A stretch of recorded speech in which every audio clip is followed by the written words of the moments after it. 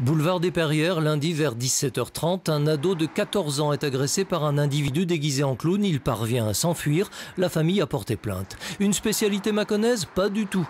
Quand vous tapez sur Internet « agression de clown », c'est une litanie. Besançon, Fos-sur-Mer, Seine-et-Marne, Montpellier, la Lorraine, les Sables-d'Olonne, en Pyrénées. Police et gendarmerie de Saône-et-Loire ont posté une alerte sur leur page Facebook et hier le préfet s'est fendu d'un communiqué. Le fait de menacer autrui sur la voie publique avec une arme, même factice, tout en ayant le visage masqué, est passible d'emprisonnement et d'amende, écrit-il. Et d'ajouter que les personnes chassant les clowns sont aussi passibles de condamnation. Car comme si toute cette bêtise ne suffisait pas, voilà que se montent désormais des sortes de milices anti-faux clowns. Les vrais clowns ne trouvent pas ça drôle.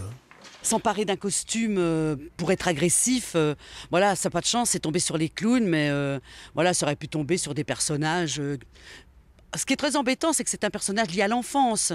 Inutile de le dire, ce ne sont pas les Totor Robert qui inspirent les agresseurs à postiche. Il faut chercher ailleurs.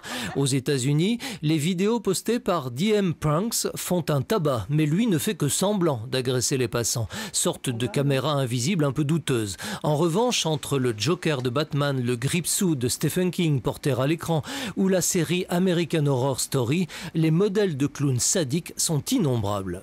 Quand on est soi-même clown, on ne se sent pas vraiment concerné par ces clowns-là. Ce qui est désolant, c'est plus le désœuvrement de ces jeunes voilà, qui vont s'acheter une perruque de couleur, se maquiller et puis aller faire peur aux gens et être apparemment quand même très agressifs. Plus agressifs que drôles, les faux clowns, c'est certain. S'ils avaient de l'humour, voilà ce qu'ils feraient. Et feigne de s'assommer.